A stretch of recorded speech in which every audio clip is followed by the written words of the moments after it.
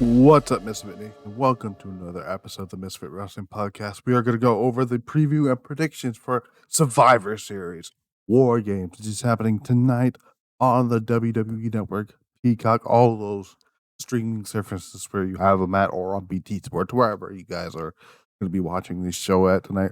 We have 5 matches in total, 2 WarGames matches, 1 championship match, 1 singles match. We're going to go over that. So much more. What's going to happen? Who's going to show up? How everything is going to happen. We're also going to go over the rules for this year's WarGames, which is basically the same rules that NXT has done, except for one rule that's been removed from previous rules. We're going to go over that much more. Hit the like button, subscribe, do all the social medias. Misfit Wrestle TV on Twitter, Misfit Wrestling Pod on Instagram, Misfit Wrestling Podcast on Facebook, right here on youtube.com/@Misfit Wrestling Podcast. Got all those easily out of the way this time for once, which is incredible.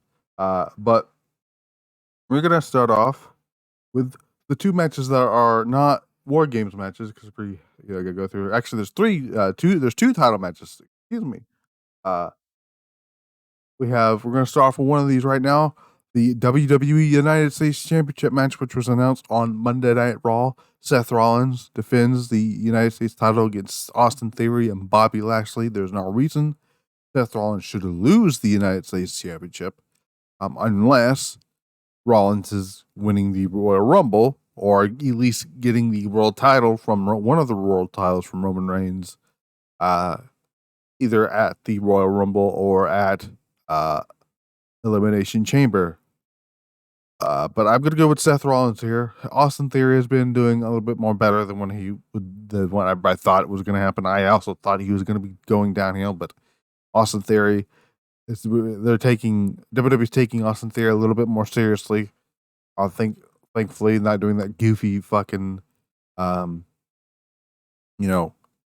shit and I'm much more handsomer than you and shit like that. That was some stupid. That was some Vince McMahon level bullshit. Thankfully, Triple H has hit the reset button on Austin Theory. Got that money, the big briefcase off of him. So hit the reset on Austin Theory. I don't know what they're going to do with Austin Theory come WrestleMania, but I don't think Austin Theory wins here. Bobby Lashley is in a program with Brock Lesnar right now. Hopefully Brock Lesnar and Bobby Lashley clash at the Royal Rumble. So I'm gonna go with Seth Rollins here on that one. Another championship match here. Easy win here for Ronda Rousey, who's going to be defending her SmackDown Women's title against Shotzi Blackheart. Ronda is going to be in the match with Shayna Baszler in her corner. And what I think is going to happen here after the match, I think this is when Sasha Banks is going to come out. I know a lot of people want her in WarGames. I don't think that's going to happen. I think what's going to happen here is going to be So Ronda's going to be celebrating with Shayna, and Shayna and Ronda are going to beat the shit out of Shotzi. While that's happening, Sasha Banks' music hits, and Sasha Banks is going to come down to the ring in Boston. Huge pop for the Boston crowd. And I guess it's going to set up for the Royal Rumble. I think is going to be Ronda Rousey versus Shotzi Black. Not Ronda Rousey versus Shotzi Black. Well, I think it's going to be Ronda Rousey versus Sasha Banks. Now, here's my thing: is I still don't think Sasha Banks should beat Ronda Rousey, for reasons that I have going into WrestleMania. If the match is going to be Becky Lynch and Ronda Rousey should be the champion going into WrestleMania and the championship match. Or one of the huge. So I put this out on Twitter, the other day, which I think got a lot of good traction, I guess. So for the top women's matches at WrestleMania, and I put this out here, putting out there as like a possible maybe thing. This was going on before, so. So one of the top matches should be for WrestleMania should be Rhea Ripley and Bianca Belair for the Raw Women's title. Becky Lynch, Ronda Rousey for the SmackDown Women's title. Sasha versus Bayley should be a non-title program for WrestleMania. Another match. If I was booking WrestleMania, I would do Io Sky versus Asuka as a not championship match, but as a match on its own. If Io's first WrestleMania is gonna be at this WrestleMania, I think she should have her own match. And I said, what do you want to do with the rest of the other women? Put them in Money in the Bank. You're gonna move Money in the Bank to WrestleMania. Here's who you put in here. You have Alexa Bliss, um, Candice LeRae, Mia Yim, Dakota Kai, Shayna Baszler, Liv Morgan, Azalea, and Raquel Rodriguez. That's what I had listed here. So that's what I would do. That's what I'm going to stick with. So, but the first two matches I have listed here should take place at WrestleMania. Next up, we have AJ Styles versus Finn Balor. Last time these two had a match with each other, it was at TLC 2017, which is a great fucking match. A match that was not supposed to happen at that show. AJ Styles filled in for Bray Wyatt, who was dealing with the mumps. It was supposed to be Bray Wyatt, just as sister Abigail to go on the demon Finn Balor, and ended up getting AJ Styles, Finn Balor again. As much as I would love to see AJ Styles win here, and I know AJ Styles needs a win for this show, a pay-per-view win. He hasn't had one in a while. Finn Balor is on a hot streak right now. Finn Balor just came off a victory at Extreme Rules against Edge. He didn't come off a victory at no, actually, no, Judgment Day we did win. No, Judgment Day's been on a hot streak. They've been beating the OC. They've been beating Finn Balor did beat Edge at Extreme Rules. The Judgment Day came off with a victory at Crown Jewel. So I think that's what's gonna happen here. I'm gonna go with Finn Balor on this. I think Finn Balor is gonna have a great fucking run in the Royal Rumble this time. I think people who wouldn't have got a great run in the Royal Rumble is gonna have one. I think Finn Balor, who was the Iron Man in 2018, is gonna have a phenomenal showing in this year's Royal Rumble. Hopefully he's one of the final two. I think he could win it under Triple H. Absolutely, he could win it, but I don't think he is. Finn Balor, I think, post WrestleMania, depending on who has what. I think next year's SummerSlam, Finn Balor is going to be in the world title picture, and he's probably going to win the title, and he should. We got the two WarGames matches here. We got the women's WarGames and we got the men's WarGames. Let's go over the rules for this year's WarGames. Two teams will be contained in separate cages on the entranceway. One member of each team will start the match. After 5 minutes, the member from the advantage team, which in this case for the heels, for the heel side, we have damage control. They have the winning advantage for the women's match, and the Brawling Roots' team have the winning advantage for the men's. After that 5-minute period, of course, that advantage team member will send in its second man, making the match 2-on-1. After a 3-minute period, alternating members of each team will enter the match until all competitors have entered the cage. Once everyone's in the ring, all 10 people are in the ring, WarGames officially begins. The only way to win this match would be by pinfall and submission. The only note of this year's WarGames is there's no escape the cage. You forfeit the match for your team. That was a thing NXT did, and everyone hated it. There's really no reason to keep it. These are realistically the same rules as a normal WarGames match. The only difference is pinfalls are added. So we're going to start with the women's WarGames match because that's the match I think is going to open the show. We have Bayley, Dakota Kai, Io Sky, Nikki Cross, and Rhea Ripley taking on Bianca Belair, Asuka, Alexa Bliss, Mia Yim, and Becky Lynch, who was revealed as the 5th member on SmackDown last night. Obviously, that's who it should have been. It was always going to be Becky Lynch. Come on, guys. Like, use your brain. It was always going to be Becky Lynch. There was no one else really that makes sense. Like, you could have thrown Beth Phoenix in there. She makes sense because of what's going on with her and Rhea, and you got me in there.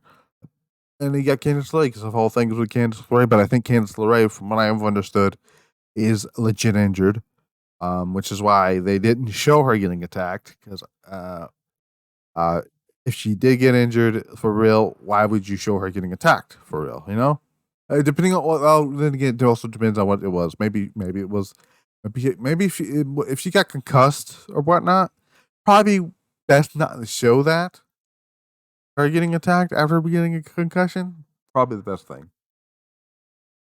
What I think is going to go here, what I think is going to happen here is I think the babyface team is going to win. I know a lot of people think Alexa Bliss is going to turn on our team. I don't see that happening. As of right now, there's really no reason for her to turn on our team. I know. Like, to be fair though, Alexa Bliss doesn't need to be a part of the storyline anymore because the woman who was supposed to be in this storyline is back now. I said this to one of my friends. I said I would love to see Becky Lynch put on the disarmer and have Nikki Cross submit. I would love to see a WarGames match in WWE in a submission. So I'm going to go with Bianca's team winning with Becky Lynch getting the win on Nikki Cross. And see what's going to happen here. You can do something there. You can set up a small little program with Bayley at some point. I know somewhere down the line, Rhea Ripley and Bianca Belair is going to tie it up, hopefully at WrestleMania. Becky Lynch, Rhea Ripley tease something there. You can do something with that. Mia Yim, Rhea Ripley's are in this match because of the whole thing with the Bloodline. Not the Bloodline, the OC and the Judgment Day stuff. Mia Yim also confirmed on the bump, which I'm so glad they did because this would be a great catalyst of why she's in there. Did confirm that Mia Yim did get attacked by Dakota Kai. Dakota Kai is the reason why Mia Yim was not in the 2019 WarGames match. So that's a great caveat for her to want to be in here to get some payback on Dakota Kai for that. Io Sky making her fifth overall appearance. I believe it's her fifth overall appearance. Oh, fourth overall appearance in WarGames. She was in the very first one. She's been in all of them, creating highlights after highlight. First one, she did a moonsault off the top of the cage, and then the following year, she did a dive onto the crowd, onto the competitors inside of a trash can. The last year, she put Cora Jade's arm back in the socket, which was very disturbing to see. What is the Io Sky going to do this year? Who knows? Maybe they'll have a table set up on top of the cage, and then they put a ladder up on top of there, and she jumps off the ladder. I don't know. She'll do it. She'll find a way to do it if she's told to do it. But yeah, I'm gonna go with Bianca Belair's team to win WarGames here, or for the women's match, and we'll see what happens coming out of that. So that should be fun. That should be fun. That they may give that match 30 minutes, because the women WarGames matches usually go 30 minutes. High spots and all that stuff. I'm gonna put on some WarGames stats here too while I'm at it because I'm set up here. So women's WarGames stats. While we're at it, Bianca Bayley will be competing in her first WarGames match tonight.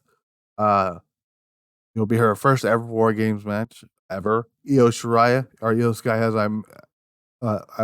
I mentioned before, will have competed in every WarGames match here. She is currently 1-2 in WarGames matches. She lost the first two. She won last year. And in 2020, she was the NXT Women's Champion. Was pinned by Raquel Rodriguez. I don't like talking about that. Should have been Tony Storm that pinned her. That's just me. Dakota Kai, technically, realistically, has competed in every WarGames match. She is 2-1. This will be her fourth WarGames match along with the Io Sky. Nikki Cross will be competing in her first WarGames match tonight. She will. You know what? If they don't have an Io Shirai do something crazy, Nikki Cross will do something crazy. Given that we have Sanity's version of Nikki Cross in WarGames, this should be be crazy to see what she does. She competed She was at WarGames in 2017. She wasn't on in the match because they didn't have one in 2017.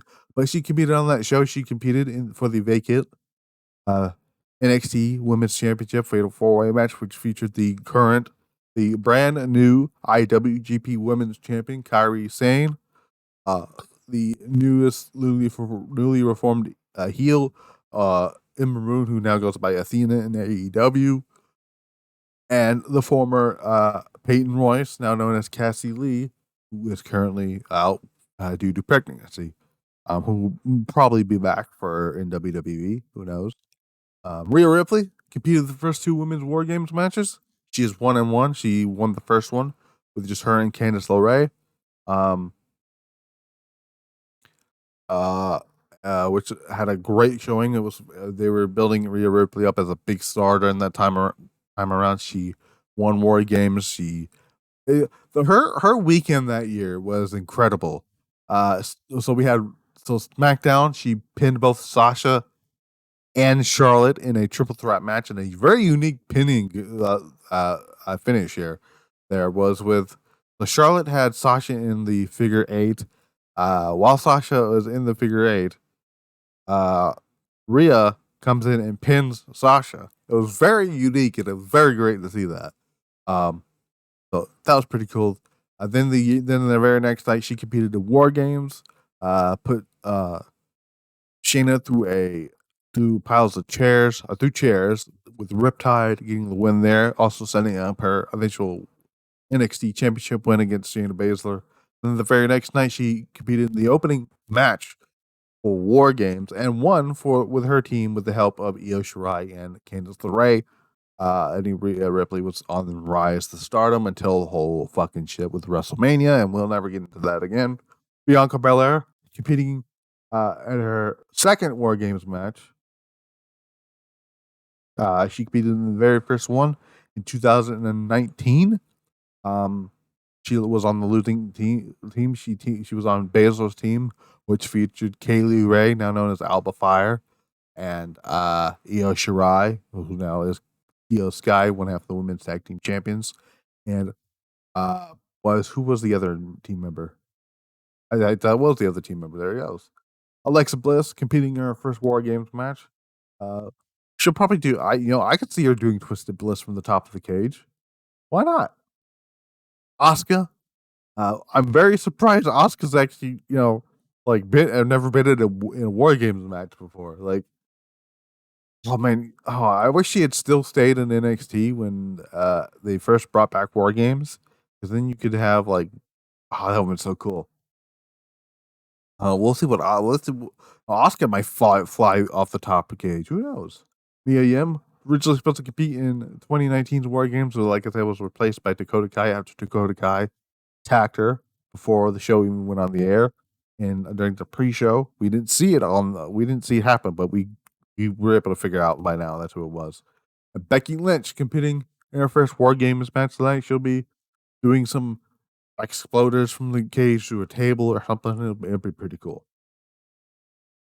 Now, originally here, we found out who it was. Until we find out, before we found out it was going to be Becky. I had the statistics here for this. Candice LeRae, if it was going to be her, she would have been. She has been in first two War Games. Yeah, she was in the first two War Games matches. She's undefeated in War Games at 2-0. Like I said, she won with her team in Rhea, Dakota, and Tegan Knox, who Dakota turned on. And then she won for her heel team, which was supported by Raquel Rodriguez, Dakota Kai, and oh god, who was the other one? I think it was India Hartwell. That was the other one.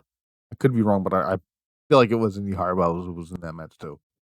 Like I said, Becky Lynch in her first War Games match, that she is the fifth woman. Beth Phoenix would have been in her first War Games match, but she's called all the War Games matches, so that counts as her there. I don't think she called last year's War Games. Could be wrong, but I don't think she called last year's War Games. Sasha Banks, who's not going to be, who's probably on the show in the SmackDown Women's Title match appearance, would have making her first appearance in War Games. It was her. Tegan Knox, who I wouldn't have been mad about because for not for somewhat of an appearance it would make sense. I would have she was a part of the first War Games match. She never actually made it to the ring. Dakota Kai turned heel on her. She technically is undefeated in War Games with her first appearance. And Charlotte Flair, who I'm so glad wasn't her, would have also made her first appearance in War Games. So then we got the men's War Games match. Brawling Brutes, Drew McIntyre and Kevin Owens take on the Bloodline, which is Roman Reigns, the Usos, Solo Sikoa, and Sami Zayn. Stats for this one. I'm not going to read that out here. So the Bloodline, every member of the Bloodline outside of, actually everybody in the Bloodline have never made an appearance in War Games. I had Solo Sikoa stayed in NXT a little bit longer, and they didn't bring War Games into NXT into the main roster. He probably would have been in the NXT one. Sheamus, again, will be competing in his first War Games match. Pete Dunne has competed in the last 3 War Games matches. Well, have competed in the last 2 War Games matches. 2018, his winning team there was with the Viking Raiders, and Ricochet picked up a win against the Undisputed Era. Then the following year, it was him with Pat McAfee and Danny Burch and Oney Lorcan. They lost to actually, this is correct. He literally competed the last 3 War Games matches. So there's been total 5 War Games matches for the men in WWE. This would be the 5th one. He competed in the last 3. First one, like I said, 2018. His winning team, which was the Viking Raiders, and Ricochet beating the Undisputed Era. The following year, he lost to the Undisputed Era when he teamed with Pat McAfee, Oney Lorcan, and Danny Burch. And then last year, Team NXT versus Team 2.0. His team was Tommaso Ciampa, Johnny Gargano, and LA Knight. LA lost to Tony D'Angelo, Grayson Waller, Braun Breaker, and I forget who the other guy was in that match. But Pete Dunne, 1 and 2 in War Games. A War Games veteran in there. Ridge Holland probably would have been in the men's War Games match last year had he not gotten hurt. Drew McIntyre will be making his first War Games appearance. He was on the very first War Games event for WWE, where he defended the NXT Championship against Andrade. Unfortunately, he suffered a torn labrum in that match and was not able to finish the match. So Andrade won the title. Obviously, we know Kevin Owens is in the War Games match. He is undefeated in War Games. He competed in the 2019 War Games match as a surprise member of Team Ciampa, which was Ciampa, Dominic Dijakovic, and Keith Lee. They defeated the members of the Undisputed Era, which was one of my favorite men's War Games matches. A lot of people don't care for it that much, but I love that match. It's not my favorite War Games match in WWE. My favorite one is the women's one from 2019, the first one. But the other members on here are the other possible members. It would have been Seth Rollins, had he not been in another match. Would have been his first War Games match. Shinsuke Nakamura would have also been his first War Games match. So like Nakamura left NXT in 2017 after Takeover Orlando. If he had stayed, he probably would have been in War Games, but probably not. Matt Riddle was at the War Games event in 2019 or 2018. He defeated, he lost to Finn Balor. It was him and Finn Balor. Matt Riddle took the place of Johnny Gargano, who got a concussion. Originally supposed to face Gargano on that show. Those are the stats for the War Games matches and participants in War Games. So the winning advantage team is a little weird because Babyface has got the advantage on SmackDown. I don't really agree with that. I don't think the baby faces should ever be getting the advantage in war games. It should always be the heels. Um, that being said, I still think the baby faces should win here because I think the SummerSlam, not the SummerSlam, the Royal Rumble match should be, in my opinion, Sheamus versus Roman Reigns for the Universal title. Here's how I would do it. I would have Sheamus pin Sami Zayn. You have Sheamus. I get ready to the bro kick. Roman. He's getting ready to take the bro kick. Sheamus moves. Or not. Sammy moves. Sammy moves Roman out of the way. Gets the bro kick. For it takes the one for his team. Sammy gets blamed for the Bloodline losing. In turn, Sheamus gets a Universal Championship match against Roman Reigns at the Royal Rumble.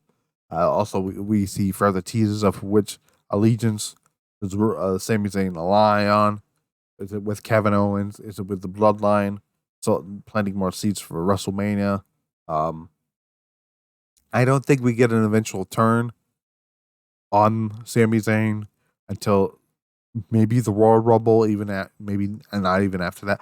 I personally would do that at the Elimination Chamber, and then kickstart the the the, kickstart the thing for WrestleMania. That's what I think is going to happen. Will Karrion Kross get involved? Maybe. Um, there's a high likely possibility that might happen. Will Bray Wyatt make an appearance on the show? Probably. In some way, shape, or form. If anything, I know a lot of people say, well, maybe if Alexa turns on her team, what? Who says she has to turn on him? Turn on him. What if Dark's Alexa comes out and it's like she's just beating the hell out of the bad guys, the heel team. Like, what if Dark's Alexa helps her in more games? You never know. Yeah, that's what I got here. Gunther is not defending the Intercontinental title on the show. Likely going to be on a random episode of SmackDown. LA Knight, Bray Wyatt's not happening on the show as a match. It's probably going to happen at the Royal Rumble. Yeah, those are my picks, previews, and predictions for this show.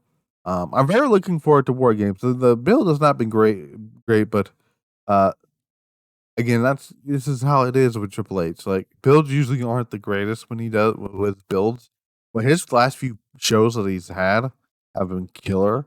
Um, like Crown Jewel was all right. But like Castle's great. Um, to be fair, SummerSlam, even though Triple H didn't book the show all together, or didn't put the show together because that was Vince's show. He brought back Io and Dakota. Had some really cool things happen on that show. Clash at the Castle. It's still my favorite WWE pay per view of the year. Probably it's either the pay per view of the year is that one or not Double or Nothing. It's either that one or Forbidden Door. Um, so that's up there with that.